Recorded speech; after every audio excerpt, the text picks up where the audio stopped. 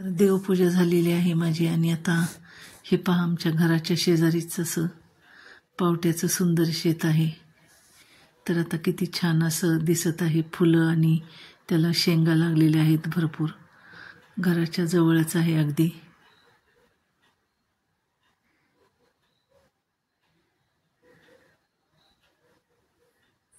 तर या शेतात एवढाच छान वास येतो आता या दिवसात. शेंगाचा पावट्याचा एक असा सुगंध असतो, तो सुगंध सगळ्या परिसरात दरवळतो. आणि हा पहा कोहळ्याचा वेल आहे, तर तो असा झाडावर चढलेला आहे आणि त्याला किती कोहळे लागलीत.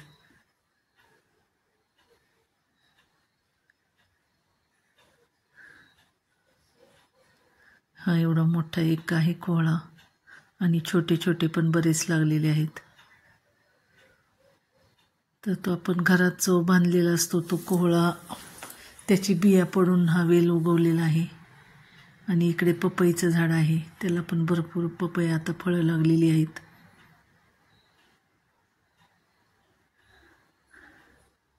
इकडे पहा आमची माऊ कशी खेळते आहे काळू बरोबर.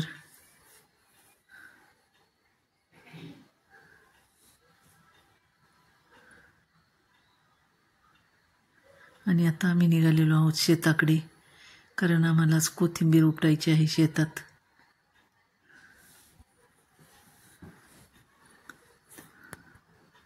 तर घरापासून हे शेत थोडंसं लांब आहे, तर आम्ही गाडीवर चाललेलो आहोत. तर आता शेताच्या जवळ आलेलो आहोत. तर ही आहे आमची सीताफळाची बाग.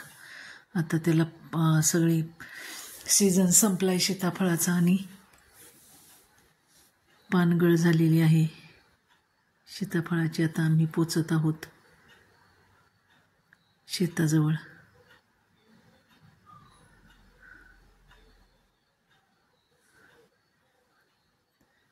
आणि इकडे हरभरा आहे सीताफळीच्याच बागेत.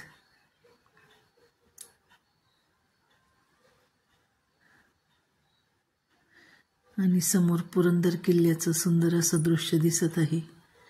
तर हे आमचं शेत आहे. तर या शेतात वाटाणा पेरलेला आहे आणि इकडे ही सीताफळाची बाग आहे वाटाण्याच्या शेजारीच.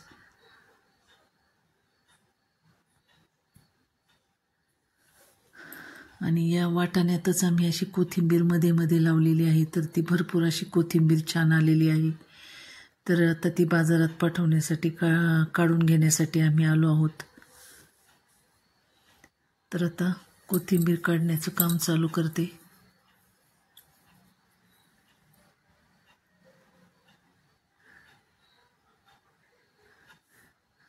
तरी असं उपटून त्याच्या आता जोड्या बांधून त्या मार्केटला पाठवायच्या आहेत.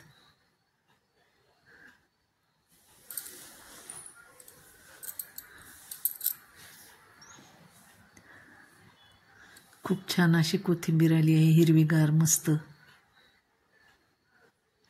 आणि अशा जोड्या बांधून मग त्या बाजारात पाठवायच्या आहेत 5 वाजता. तर त्यासाठी आमची धावपळ चालू आहे.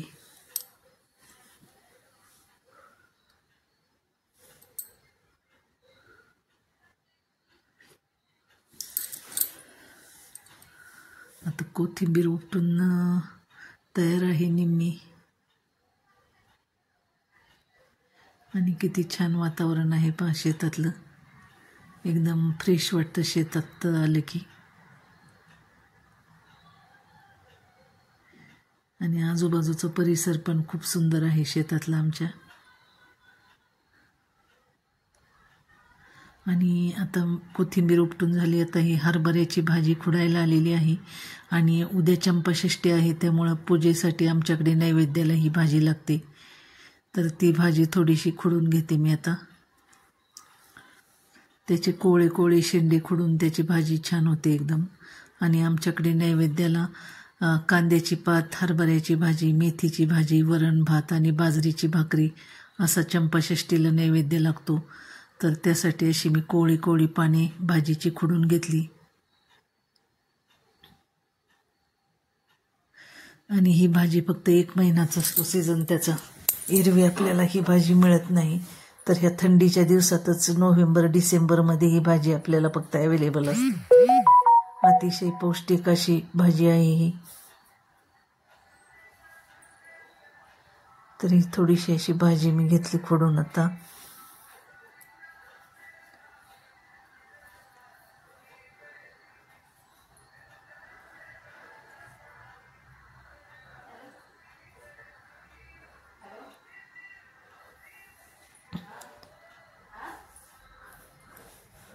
तर असे कोवळे कोवळे भाजीचे शेंडे खोडून घेतले. पाही अशी घ्यायची असते खोडून, छान छान. तर अशी ही कोळी कोळी पाने अशी खोडून घ्यायची असतात शेंडे त्याचे. आणि ह्याची हिरवी मिरची आणि लसूण घालून छान अशी भाजी होते. तर ही भाजी धुवायची नसते, फक्त अशी थोडीशी झटकून लसूण आणि मिरची घालून छान भाजी करता येते त्याची. तर अशी भाजी आम्ही घेतली. आणि इकडे पहा, कोथिंबीर वगैरे पण झालेली आहे काढून.